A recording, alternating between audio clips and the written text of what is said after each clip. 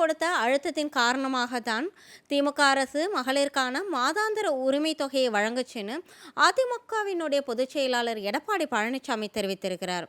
மக்களை காப்போம், தமிழகத்தை மீட்போம் என்ற பிரச்சார பயணத்தின் 4ஆம் நாளில் வானூர், செஞ்சி, மயிலம் ஆகிய தொகுதிகளுக்கு உட்பட்ட பகுதிகளில் எடப்பாடி பழனிசாமி அவர்கள் பயணத்தை மேற்கொண்டிருந்தார். வானூர் பகுதிகளில் பேசின எடப்பாடி பழனிசாமி அவர்கள் திமுக அளித்த 525 தேர்தல் வாக்குறுதிகளில் 10% கூட நிறைவேற்றவில்லைன்னு குற்றம் சாட்டியிருக்கிறார்.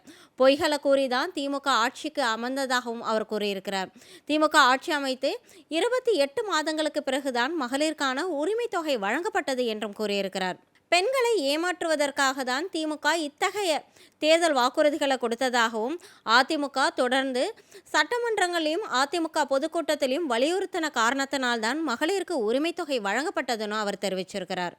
அடுத்த ஆண்டு நடக்கக்கூடிய சட்டமன்ற தேர்தலை கருத்தில் கொண்டுதான் விடுபட்ட மகளிருக்கு மீண்டும் உரிமை தொகை வழங்கப்படும்னு திமுக அரசு அறிவிச்சிருக்கிறதா அவர் கூறியிருக்கிறார்.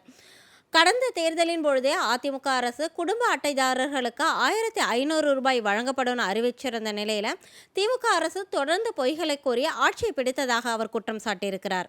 கடந்த 2011 முதல் 2021 வரையிலான அதிமுகவினுடைய ஆட்சி காலம்தான் தமிழகத்தில் பொற்காலமாக இருந்ததுன்னு குறிப்பிட்ட எடப்பாடி பழனிசாமி, அதிமுகவினுடைய பிரச்சார பயணத்தில் மக்கள் தரும் ஆதரவை பார்த்து முதல்வருக்கு ஜுரம் வந்துவிட்டது என்றும், அடுத்து வரக்கூடிய தேர்தலில் திமுகவை வீட்டுக்கு அனுப்ப வேண்டும் என்றும் அவர் கூறியிருக்கிறார்.